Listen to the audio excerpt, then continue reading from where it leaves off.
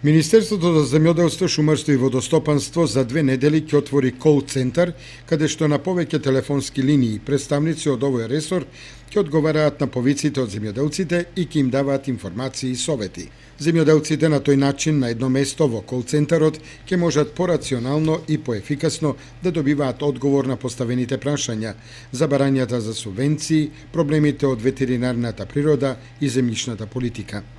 Од Министерството за земјоделство, шумарство и водостопанство најавата дека тимови на Министерството ќе продолжат со посетите на терен, се со цел на средби со земјоделците, директно да се запознаат со проблемите со кои се соочуваат и да одговараат на прашањата поврзани со програмите и мерките во земјоделскиот сектор.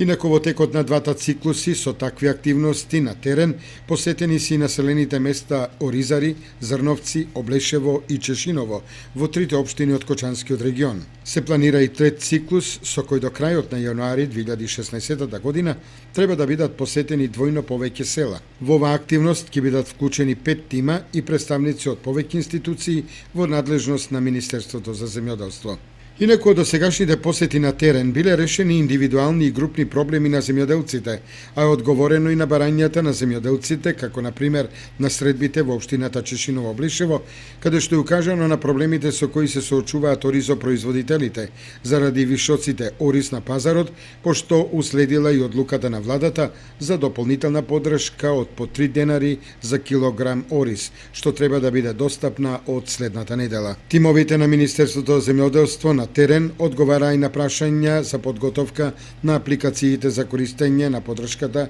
во рамки на програмата за рурален развој, како и за прашања од областа на водостопанската инфраструктура, поправката на каналите и акумулациите.